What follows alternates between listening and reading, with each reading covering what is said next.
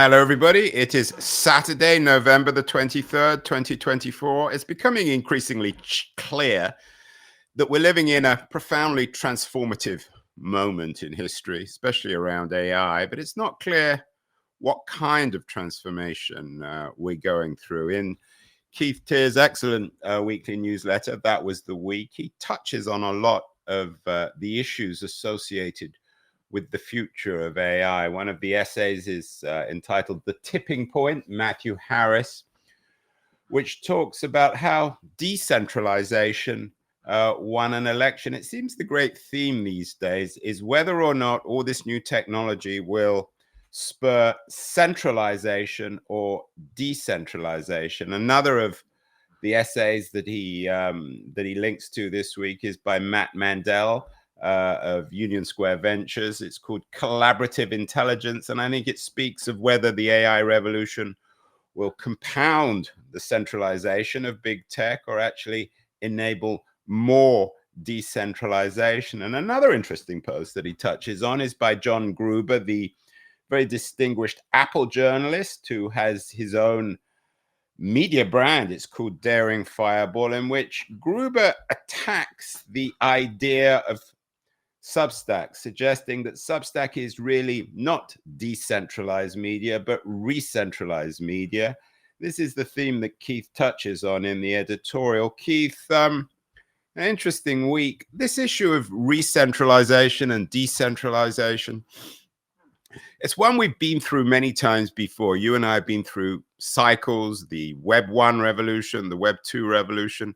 There was always the promise of decentralization, but always it seems as if tech has resulted in more centralization. Is that the dominant theme of this week's newsletter? That for all the promise of the decentralized network that AI offers, a lot of people fear that it's actually going to result in more centralization. Yeah, you frame it very well, Andrew. That's exactly the competing essays this week. Look at things in different ways. I think it's worth tearing it apart a little bit and understanding a few things, because I actually don't think decentralization and centralization are opposites. I think they're twins, or partners. The entire internet is built on protocols that are inherently decentralized. So when you put in a router into your home and you publish, you basically are a node, a decentralized node on the internet. And if you had a web server there, people could access it right there in your house.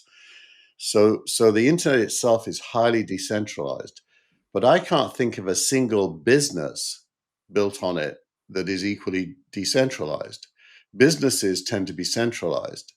They benefit from, in fact, massively benefit from decentralized architectures, but they themselves are almost always, especially the successful ones, are almost always centralized. Although, Keith, let me jump in here. We've had lots of shows in the past about the supposed Web 3 revolution. It seems a little archaic now. People are already talking about Web 4.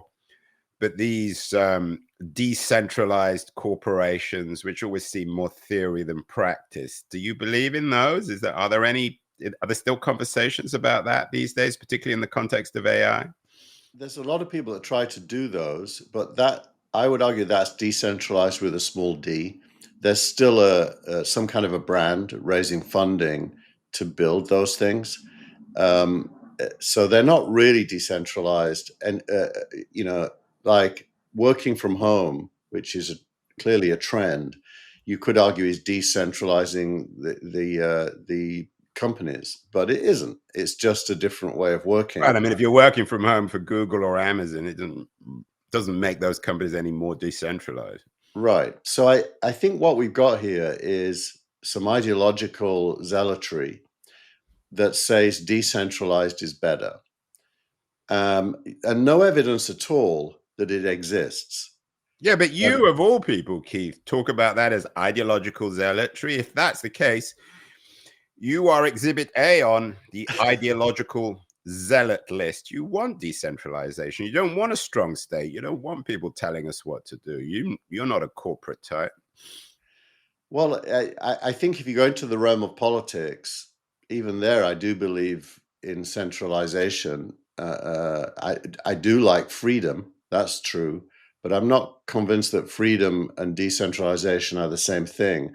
I think, if there wasn't somebody making rules about roads or traffic lights or, education curriculums, probably we'd be worse off. So I think there's a balance. There's a clear balance, and you do need some authority, some centralized authority. Democracy probably relies on that.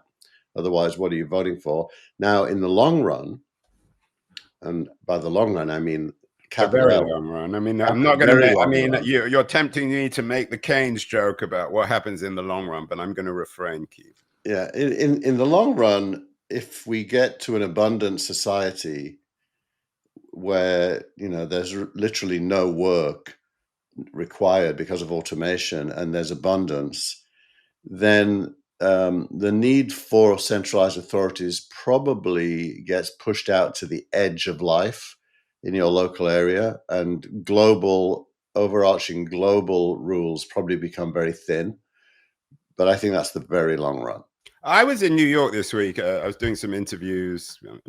As you know, I'm working with our friends at DLD. It's their 20th anniversary, their 20th event in January in Munich, and I'm talking to some of the old DLDers. I had a conversation with Douglas Rushkoff, my old friend in New York, this week, and I thought, Rushkoff is a smart guy, a very profound remark about AI. It seems obvious, but I haven't actually heard anyone make this remark. He said that AI is the first native app of the internet. And I think that is very important in terms of what we're talking about today. I'm sure you get what he's trying to say. Well, it couldn't exist without it, because you need the cloud and you need massive compute power. But it comes back to, and I'm trying to make sense of Rushkoff. He's always very 5 steps ahead of everybody else, so we have to try and figure out what he meant. But in terms of the Mandel piece on collaborative intelligence, AI is quite literally that. AI, the AI revolution, the LLM revolution, is a form of collaborative intelligence. It's downloading our complete intelligence and trying to make it smarter with machines, which is it's a kind of a very sophisticated version of the original Google PageRank.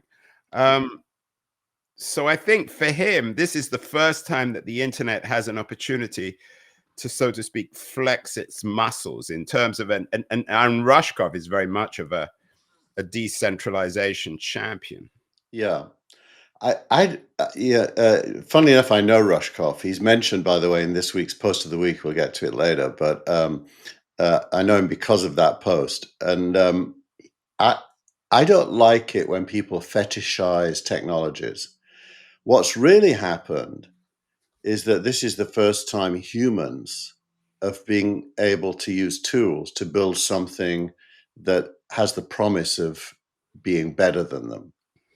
And so I wouldn't say it's the internet's moment. I think it's humanity's moment. And yeah, where that's where you're showing your ideological colors, Keith, because that's what you believe in, and for you, humanity is whatever you want it to be, like most people. Yeah. By the way, we have someone from London on LinkedIn saying "Happy hi from London, where it's cold and rainy." And I don't know your name, whoever you are, because it just says LinkedIn user. Well, it was cold and rainy in New York. It's less cold and rainy in the Bay Area. Although it was cold and rainy while I was away, it cheered up when I came back, which It is poured down all day yesterday. Yeah. Anyway, yeah, but it is a moment. I mean, Rushkoff isn't wrong to understand that it's a tipping point in the same way that the first essay talks about.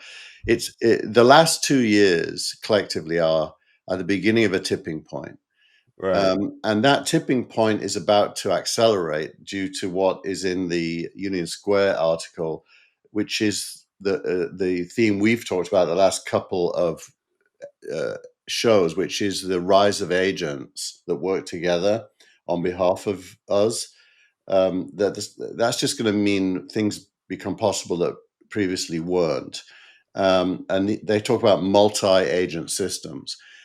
They don't really exist yet. I've started using an app called Cursor for coding, and Cursor is built on top of Chat GPT and also Claude, Anthropic, and it updates your code from a chat into your code without you having to do copy and paste that I've previously had to do. So that's beginning to get a glimpse of the software. Yeah, it's glimpse, but it's very cloudy. And of course, the guys at USV, my friend Albert Vengo, really brilliant guy, Fred, whatever his name is at Union Square. They're all very smart. They're always 2 or 3 steps. They're like Rushkoff, except they make money out of it. Rushkoff sells books. I did want to touch on this first article, The Tipping Point, how decentralization won an election. You and I, neither of us, I'm speaking on your behalf, neither of us are great fans of the general hysteria, I think, about the Trump victory. It's more interesting than just fascism or some other nonsense. How does it what does Matthew Harris suggest about the Trump victory, which speaks about the shifting architecture, the tipping point that you talk about? I mean, the tipping point is, of course, the title of his piece too. Yeah. Well, he kind of he doesn't do it explicitly contrast with the Harris camp, but he makes a point that Donald Trump, and he is Harris. I mean, it's Matthew Harris writing about, and Kamala Harris, of course, is not a relative. Yeah. He talks about how Donald Trump leveraged podcasts, YouTube, especially podcasts, and how he did not really need to use mainstream media that much. Which ignored him, which is astonishing, I thought, the mainstream, which makes them increasingly, it sort of digs their grave in deeper for them because it makes them archaic and irrelevant. Yeah, they definitely are archaic and irrelevant. It's interesting. I subscribe to the FT and the New York Times, the Wall Street Journal, and less and less insights are coming from them. They're kind of news fillers, but they're not really insight drivers. Yeah, and they're better than the television networks. And one of the things that astonished me about the Trump election is that on the networks, the television networks, they never had Trump people. The only Republicans they ever invite on are people who are critical of Trump. I mean, it was a bizarre experience. And coming back to Harris's essay on the tipping point, how decentralization won an election, what captures that more than anything else is that the fact that the Kamala Harris group or people or whoever they are, they refused to go on Rogan because they didn't want to offend their campaign workers. Yeah, it was one of the most, if that's true, it's not only absurd, but the most symbolic example of how disastrous a campaign she ran, that she chose not to go on Rogan. She had the invitation. Whereas, of course, that's talking about native apps. It's Trump's native media. He loves going on Rogan. His whole life is Rogan. Yeah. Well, look, Trump is a pig that likes rolling in the dirt. Harris is an elitist who brushes her teeth and doesn't go out without putting her makeup and on. Uses toilet paper, Keith. And if she would have gone on Rogan, it would have been dirty for her. Yeah, it's a pigsty, but that's the nature of media. That's the world we're living in. So she basically, like Hillary Clinton before her, abhors real people and doesn't want to mix with them. Bores, B-O-R-E-S or B-O-A-R-S? The first, Andrew. Yeah, in the pigsty, of course. Yeah. And so that, now, funnily enough, Rogan, I think, is an example of re-centralization. His audience is so big that he's actually become a big center, even though he's running it himself. And so you get, I don't think Rogan fits into the decentralization. Well, this comes back, and I've been covering this for years. I mean, it's the old argument. You have the undermining of mainstream media, and then you have the rise of new media, and then you get people like Rogan, who are bigger than the FT and the New York Times and the Wall Street Journal put together. And he has more power than Rupert Murdoch. Right. Why is this different? It's happened before, and it will happen again. I don't think it is different. I mean, the main point I make in my editorial is that decentralization and centralization are not. They're both false. They're static concepts. In reality, you've got constant change, leveraging technology and the ability to gather an audience through it. You've got constant change, and anyone that's sitting on their hands thinking they can just keep doing what they used to do is going to be a big loser. So we have two tendencies, shall we say. On the one hand, the power to destroy and undermine the current power holders, who tend to be centralized media of one kind or another, or centralized powers. But then the new powers which initially are champions of decentralization, are rebellious, themselves become traditional power holders. I mean, that's a familiar theme in history. It is many times before the internet. It's nothing to do with the internet. Yeah, if only you and me could replace CNBC. Well, I don't know. I think we're better than CNBC, which isn't saying much. Yeah, but I think they're selling off CNBC. It's one of the ironies of Trump. He himself is trailing behind history. He says he wants to destroy mainstream media, but he's already destroyed it. He doesn't need to shut down CNBC and MSNBC. They're already irrelevant. Yeah. Did you read this week that Comcast is selling them off? Yeah, it's our moment, Keith. Now.tv. We should buy it and reinvent media. And another subject, another week. Let's deal with Daring Fireball, because how does this all connect with Substack? The headline of your editorial this week is, and does Substack deserve the hate? Less people, more AI. You were triggered into this editorial by a piece on Daring Fireball by John Gruber, which oddly enough goes after Substack of all people, the angels. Why did Gruber go after Substack? And he was inspired by another article that was attacking Substack from another well-known author, which is Anil Dash. Anil Dash published something called "Don't Call It a Substack." So they were triggered by this idea that that all of our newsletters are our Substacks, and they don't like Substack becoming stealing the branding of our newsletters by calling them a Substack. So that was the starting point. And, Gruber really goes for Substack. He kind of defends them a little bit early in his article, but then comes down on Anil Dash's side by the end. And it really is just a desire to be fully independent, which is another way of saying don't benefit from anybody's efforts where that person's brand is part of your brand. But Gruber he has the luxury of having his own brand, so he doesn't need to rely on Substack. He has his own look and feel. It's entirely possible to build a Substack using a tool called Ghost, and Ghost gets mentioned a lot in this article. And I've used Ghost. Ghost is like WordPress in the sense that you download it, you can do it for free if you can run your own server, or you can have them host it for, I don't know, it depends. So you mean what you can do on, I didn't know this, and I'm on Substack, and this is on Substack. So we're talking about, this is the media and the message combined. So you can make Substack look more personalized, is that right? Well, you can abandon Substack and transfer to Ghost, which is a technology. It has a company behind it that makes money, so it's not fully decentralized, but you can download their code and run it on your own server for free, like you can with WordPress. And their brand, you don't say this is my Ghost, you say this is Daring Fireball. And so there's a 1 degree more separation. You still pay them. You pay them a lot, by the way, because they charge you based on how many subscribers you have. If you use their services. I mean, my thing on Substack, I like being on Substack because it's easy. It's not only is easy, but it's free. So they don't make much money out of me because I don't make much of an effort. I'm going to make more of an effort next year to generate some revenue.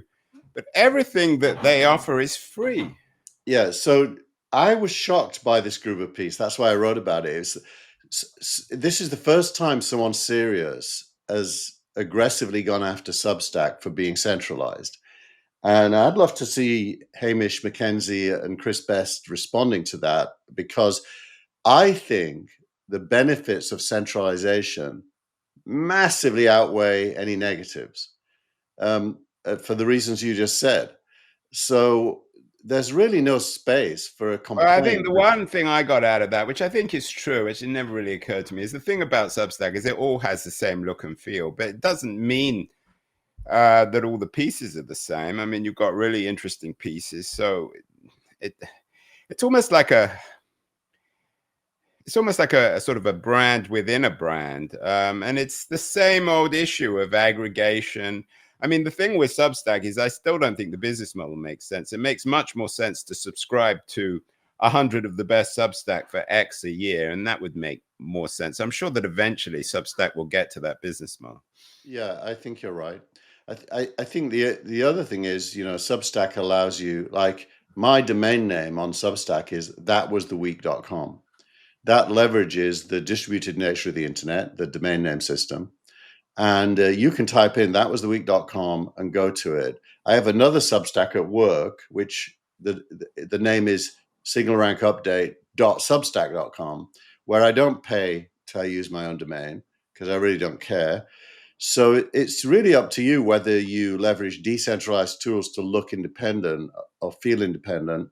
You can change the what's called the CSS on Substack. That's the way you describe how things look, where you can change fonts, for example, and things like that. So you can do it if you. Yeah, I mean, I think one thing I'm sure they've thought about, is empower their users to aggregate themselves. So, Keith, you and I, we could do Keen On, That Was the Week, and we find 30 other newsletters that we like. We aggregate them together, and then we charge a monthly or annual rate to access all of them. Correct. If I'm sure they've thought of that. Would that be viable, do you think?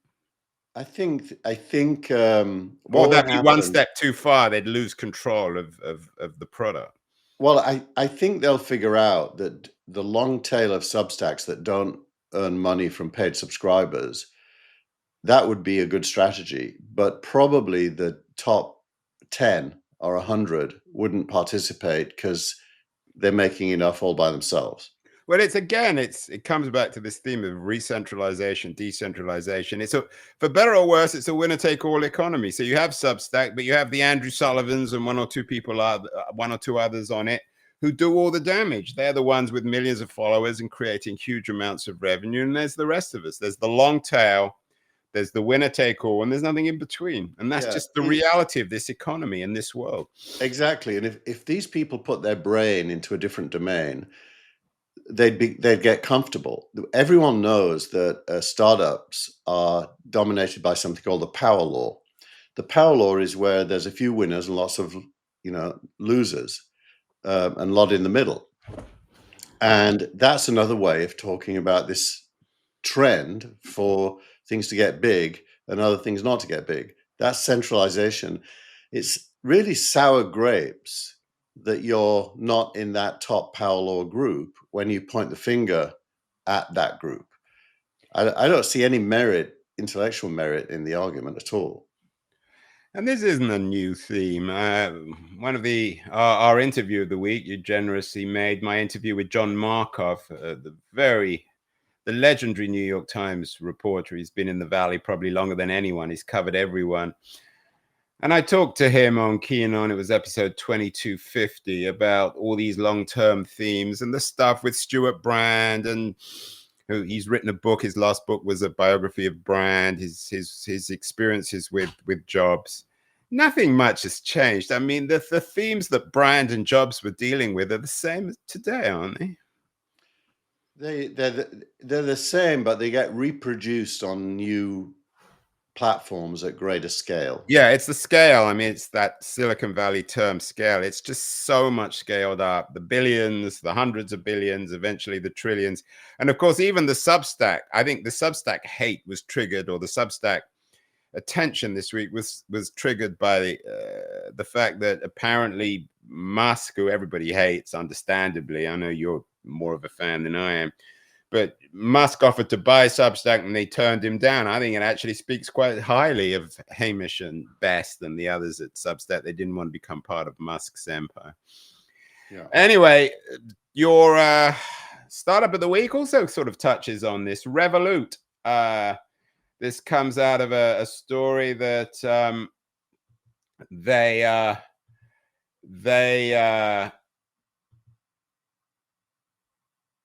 they raised a lot of money, Keith. So why did you make Revolut there to launch mortgages, smart ATMs, and business credit products? It's a fintech product out of the UK. Yeah. So Revolut, the history of Revolut is that it was funded by Seed Camp in London. That's Klein, your friend in London, right? Saul was one of the founders at Seed Camp, but he left a long time ago. It's now run by Carlos and Reshma Sohoni, and they picked Revolut. They also invested in TransferWise. So they look for fintech products. And London, for those who don't know, London's regulatory system allows startups in fintech because there's a requirement of the banks to create sandboxes that allow startups to interact with bank APIs. So you can do it in London easier than anywhere else. And Revolut did it. They built a great banking application that basically made foreign currency transfers free within an app. So when you travel, and your credit card can use whatever currency is in your wallet, which can be any currency. So it's really well thought through. They got a banking license last year, which means that they can now go well beyond sitting on top of the existing banks. And so they're now spreading out into mortgages and other products, which they're already huge. They're now going to become huger. And I put them in there just because they I have to do a grammatical correction, Keith. There's no such word as huger. Huger, okay. We can maybe make it up. More huge. I think you can say more. I don't think you can say more huge. Huge is already huge. You can't be huger. More huge. Anyway, it kind of goes along with another article this week about IPOs taking 13.6 years. Revolut is not a young company, but it's still a private company. Right, but it also comes to the theme of this centralization and re-centralization. Everyone hates their banks. It's like everyone hates universities. Everyone hates the healthcare system. Everyone hates their government. So these fintech companies are seen as being ideal. And yet, on the other hand, the other news this week is that from the FT, that early Revolut investors cashed out at least 300 million in share sales this week. So, it goes both ways. And if Revolut is successful, they'll just become the new reality. They'll become the new bank, won't they? Well, I hope so. I use Revolut and I think it's fantastic. And I also use Citibank historically, and it is not fantastic. So I hope Revolut takes over everything right now, just because they're better. Are they the Substack of the financial services business? They're certainly one of them. I think there's others as well. No, it's interesting. But again, similar themes, huge promise. I know you were very taken with a piece this week on Siberia, the world's first ever cyber cafe. You were involved back then in the 90s. What does this piece in Vice tell us about the cycles again, Keith, of all this promise of democratization and decentralization, and then the result? Yeah, I mean, Siberia is 30 years old this year. And that's the picture of my wife on the left and Eva Pascal on the right, who were the two people that were most famous for Siberia. Eva's a force of nature, and she was the one who invited... my wife, Keith. Don't underestimate. As is my wife. But Eva invited Douglas Rushkoff to the first event at Siberia, and he had a book called Siberia in those days. So that's how that came to happen. This is a look back to that era, which was 1994. Yeah, as Vice says, back in the 90s, before the internet was evil. Yeah, and Eva is kind of a child of that era. She likes cyber culture, as she would call it, which crosses over into literature, fashion, music. She talks a lot in this piece about warehouse parties with house music and the like. So Siberia, in a way, was part of a shift in culture that technology for the first time became part of. If you think about it, up until then, there was never really any technology in any of those movements, like mods, rockers, teddy boys. Maybe you could call them motorbiker technology, but this was the first time when technology became cool. And it's really stayed cool ever since, I think. Well, I think that's wrong, Keith. It's not cool. Back in the 90s, before the internet was evil, it may be cool for white guys like you and I, but it's not cool for young kids. I don't think technology is the problem, I think, increasingly. But that's another subject. Finally, I suggested this Mark Andreessen X post. I don't know, you left it out, but it really astonished me. Andreessen, after the Musk appointments and the various other Trump things this week, on November the 8th, he wrote an X, and this is from Andreessen himself. I mean, he doesn't tweet that often. He wrote, everyone involved in the long-standing illegal joint government university company censorship apparatus should take care to preserve their files and communications. Sunlight is coming. I found that, I have to admit, I'm not, again, a great fan of Andreessen, a particularly chilling and weird X. What would you say about this? I mean, here's a man, he's a multi-billionaire, and he's calling for some sort of purge of what he calls the government university company censorship apparatus. It sounds Stalinist. Yeah. Actually, funny enough, you just reminded me, I did put that in a draft of the newsletter the day you sent it to me, and then I lost that draft for some reason. And I know why, because you wanted to have a picture of your wife in the post of the week. But this is, I mean, you should have the Siberia in the newsletter, but I would put that one back in. I think it's it's a really chilling. Look, and if he's being, I don't think Andreessen is a man with a great deal of irony or sense of humor. I think he meant it seriously. No, Andreessen does have a sense of humor, but it's a dry sense of humor. And this is not humorous, though. There's two things about this. The first is what is valid in it. What is valid in it is that the cancel culture that we all know that lives on campuses and in various centralized publications, in quotes, had its ass handed to it in the election. Normal people don't like it, and so but let's be clear, normal people don't like some of its most absurd manifestations. I mean, but it's a bit like Brexit. The absurd manifestations end up branding the whole thing. Right, but normal people aren't racist. They're not in favor of, subjugating women or people of different color skin. Yeah, but they're also not in favor of censorship. I don't think. And Andreessen is catching on to a legitimate theme, and then he's promising retribution. Right, against what? Are you going to shut the universities down? Obviously not. But what does that even mean? So then you're right. Let's characterize this as a slightly childish tweet, and let's hope that Andreessen isn't going to adopt the same methods by trying to shut down points of view he disagrees with. Right, and it's very, shall we say, Muskian, although Andreessen himself perhaps is more Musk than Musk himself. I mean, this idea, sunlight is coming, is particularly chilling. I really found that X to be disturbing. A multi-billionaire, man of enormous power to write something like this. I don't mind it if I interpret it as meaning free speech is coming. I do mind it if he means retribution is coming. Yeah, but for Andreessen, he can say what he likes anyway. I mean, so can Musk. They don't care. Yeah. These guys have the classic, what in Silicon Valley is called fuck you money. They can say whatever they like to anyone they like. No one can do anything to them. The other funny thing, Andrew, is Andreessen is the biggest user of blocking on Twitter or X. Right. So he's the ultimate censor. Yeah. He censors what he gets to read. And one could argue that's okay because he's not censoring anyone else from seeing it, but he definitely has an instinct to close things down.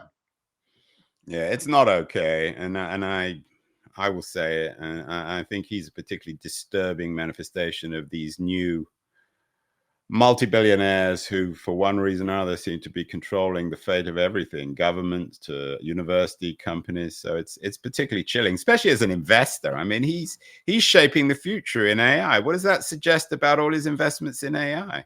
Well, the nature of investing is that you're jumping on the next big thing.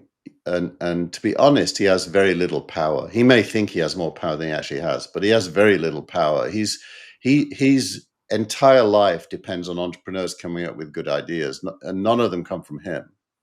Well, there you have it, Mark Andreessen. If you're watching, Keith Teare says you have no power. You're much less powerful than you think. You're irrelevant. You depend on entrepreneurs. I hope he's right, Keith. We will talk again next week. Interesting week on decentralization, re-centralization. It's not a theme that will go away. Have a great week, and talk in a week. Thanks so much. Bye. To attack Andrew Keane. Yeah, he's the one to bash, asking questions, no filter, just keeps on grinning. He's the man who's got the whole crowd spinning. Money, fame, success, it's all in his sight. He'll dig deep, expose you with all his might. No sugarcoating, he'll cut right through. Andrew Keane, he's the one to spew. Yeah, he's an expert.